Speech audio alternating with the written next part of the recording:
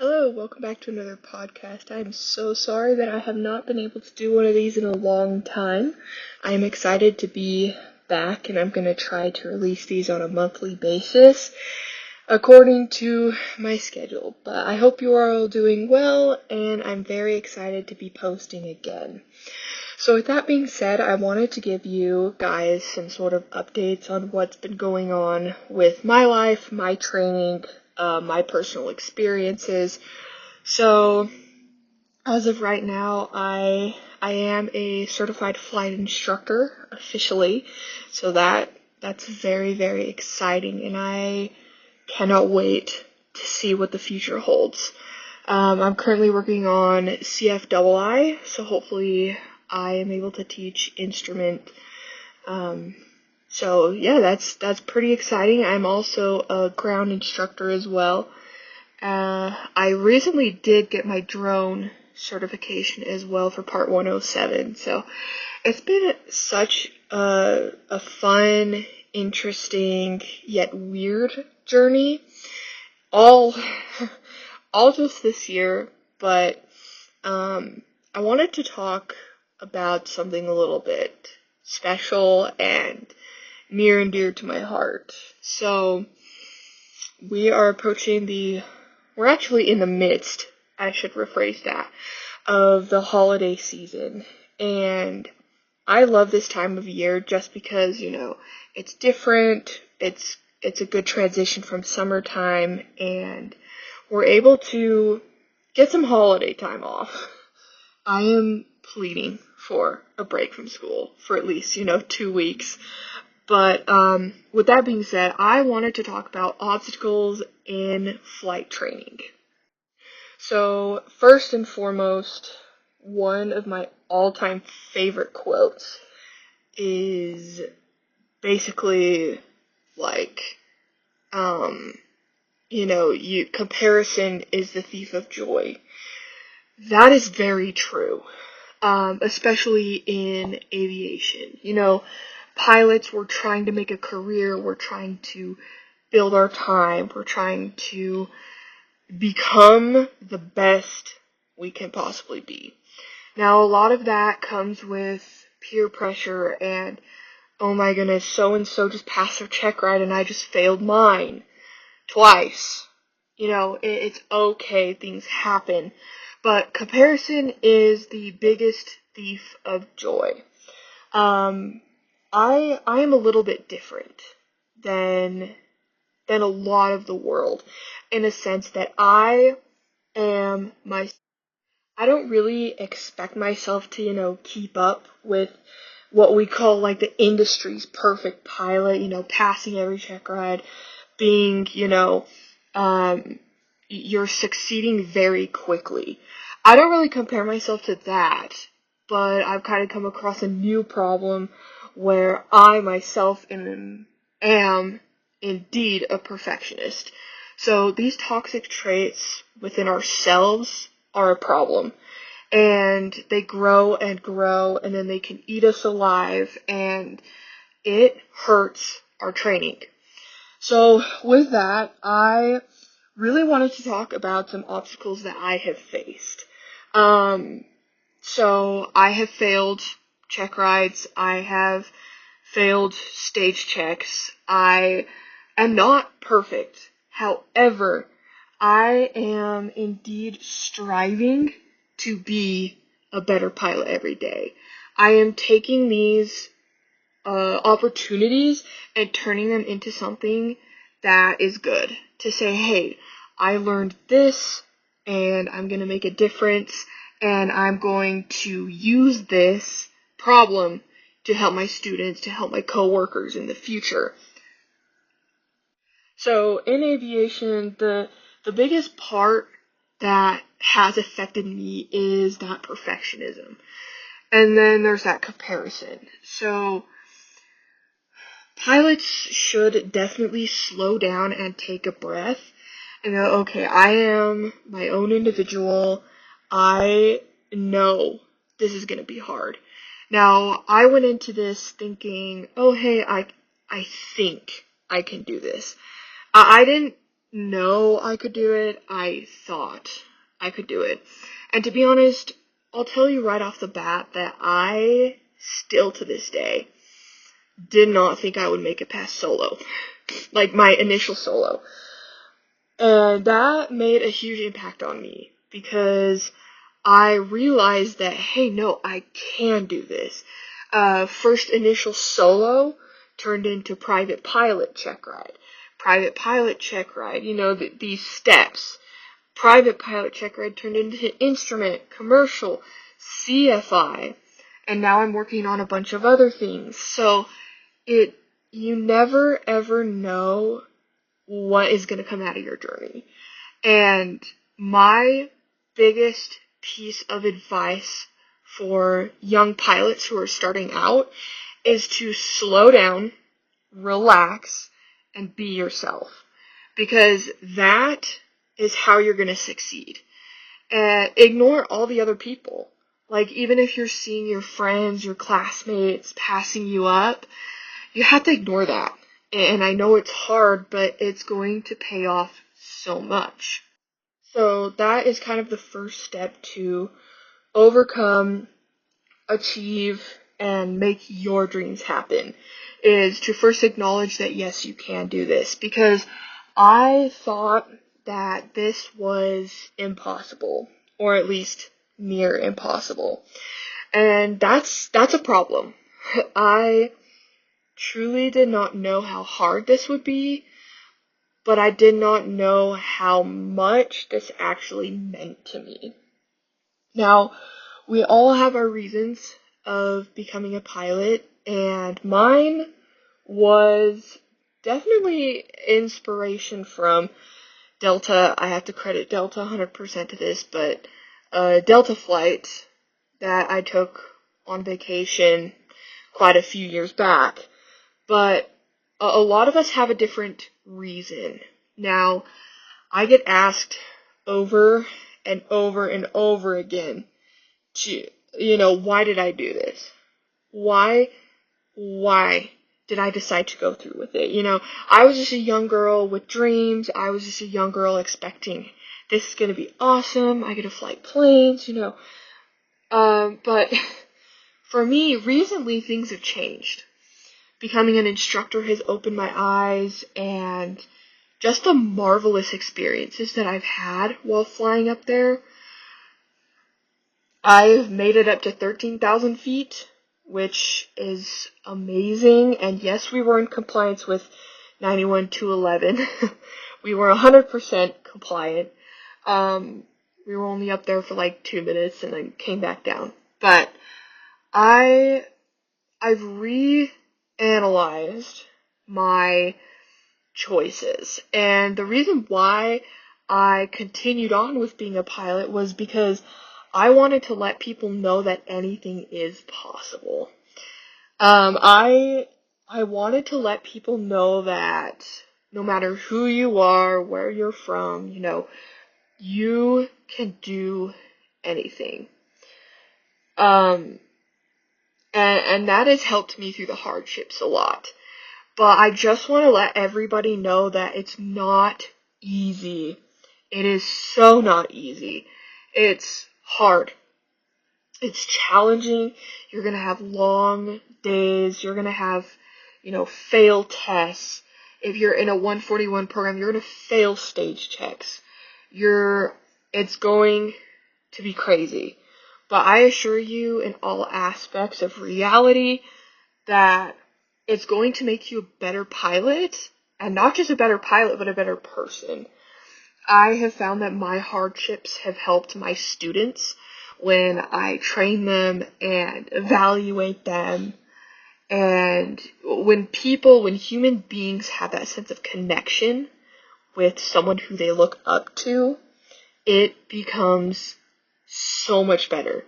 And when you can provide that environment that you wish you had with, a certain instructor or a certain mentor, then you're able to see that, acknowledge it, and provide that for other people. So, how do I handle my hardships? Well, first of all, take a few days. Some people might take, a week, a few weeks, but just relax. Brush up on your knowledge a little bit and come back stronger than ever before. Because I can tell you right now that at this very moment, the past probably 2 months have been the hardest of my training. And I really just want to acknowledge and put this out there that it's take a step back and look at the big picture of I am doing this. I'm a pilot. I can do this. I'm smart. So that's kind of how I approach it. But everything's going to be okay. Everything's going to be okay in the end. Your career will be very successful. And I love aviation and nothing could really make me give it up. So it's really just being mindful of how you're playing with your mind. Are we focusing on, the negative aspects of my training, or am I focusing on the positive aspects of my training? I somehow find myself leaning in between. I'm kind of a 50-50. So that is the challenge of flight school. It's hard. Now with that being said, I really wanted to also talk a little bit about CFI training. I've had many people come to me and acknowledge that CFI is their hardest certification yet. Now, while that's true for most people, that was not true for me. I kind of got into a lucky situation of teaching comes naturally. But for most people, CFI is very hard. So my biggest and best, most awesome advice I have is to prepare lesson plans a little bit early. So, say for example, I'm starting CFI in about 3 months. I'm going to start prepping my lesson plans now. By doing that, you are able to know and understand and go, okay, I have all of these laid out, so when I teach them, I know what I can improve on instead of making a lesson plan right before my flight or my ground. Next is get current on those regulations. Recently, a lot has changed, particularly relating to basic med. Please look up basic med. A few things have changed there, but mainly with the flight instructor certificates and the renewal process. So check into that. The FAA has wonderful information and sources out there. So get current on all of your regs and make sure that you understand them. I personally made flashcards for regulation memorization, so I use Quizlet. I love Quizlet, and I would just play the matching game for hours. So I go 91-11, 91-207, 91-17, things like that, and I would have to correspond with what the FAR is actually talking about. CFI is very, very, you can make it regulation heavy if you want. I did, just because my thought is I want my students to be able to know where I'm getting my sources from, because to me, if they don't know, then it kind of, leaves them hanging on. Oh, well, where do I find that? So that's another idea, but please make sure that you are making your lesson plans off of the ACS. The Airman Certification Standards, not the old PTS. I personally know people who have accidentally used PTS lesson plans still for their ACS check ride, and boy, it did not go wrong. It did not go right at all. So please make sure that you're using the correct standardized document. Now, keep in mind that in the new ACS for the Flight Instructor Certificate, there is a new maneuver. It's like maneuvering at various airspeeds or something like that. Definitely go through that with your instructor prior to taking the check ride.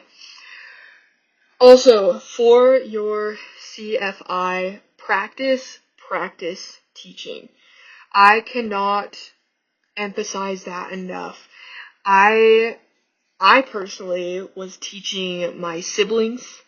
I have younger siblings, and I was teaching my younger siblings, what this meant, how to find this, and why this happens. I was teaching them aerodynamics, so I thought that was fun. And get practice with teaching different age levels. So I have friends who are really young, or, in their 60s, 70s, 80s. I was practicing teaching all over the board. I would go in and try to make my lessons simpler for those who didn't understand aviation. So I was practicing tailoring to the students' needs.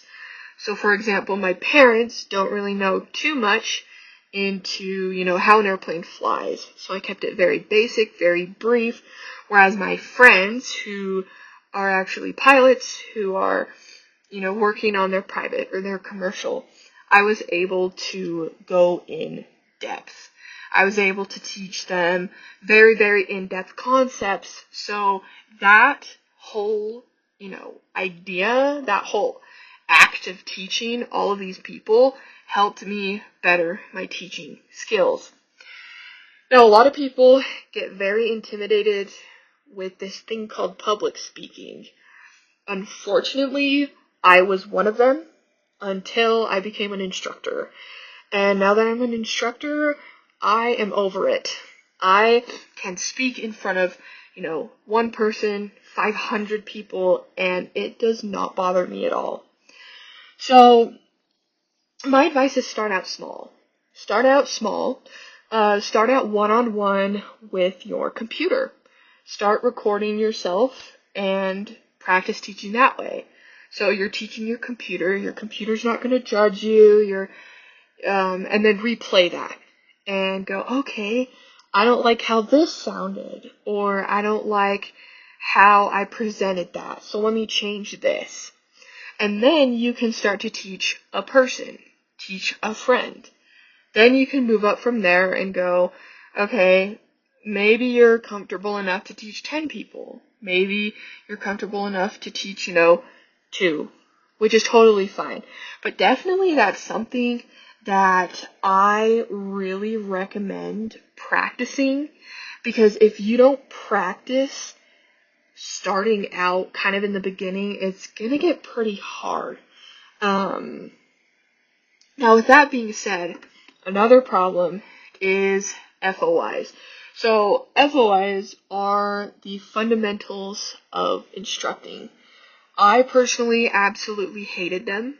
I thought they were just awful. I didn't want to use them. I didn't understand.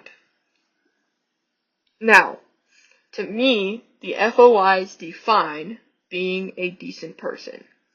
So, use your personality. Like I mentioned just a few minutes ago.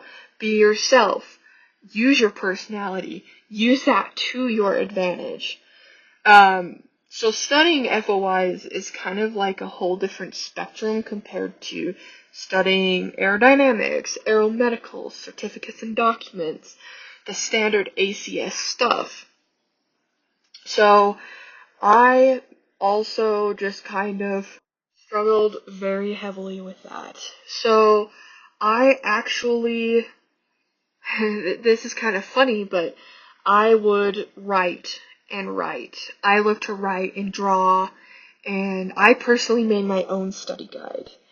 I love the instructor's handbook. The aviation instructor's handbook is amazing. I bought a paper copy for like $18 or something like that, and it is marked up. It is torn apart. I love that book. So, that's kind of the setting stone, the setting chapter for where to start with FOIs. And as you're teaching, the examiner is going to want to see you actually put forth the effort, be a decent person, don't make your lessons boring, use the whiteboard, and making sure students understand by using those assessment and critiques.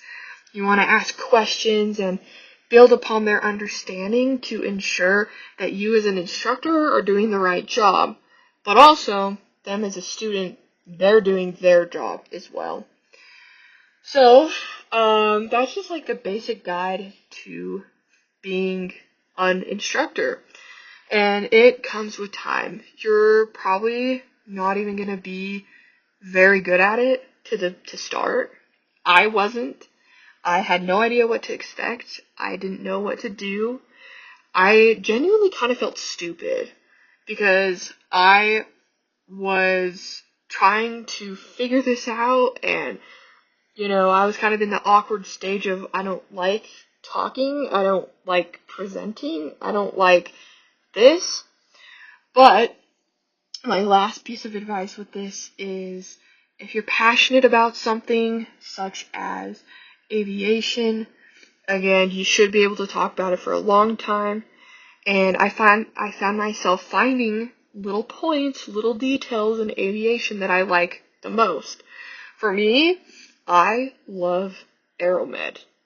I love it just because I love how the human body works. I love learning about if this happens to me, this is how I can fix it.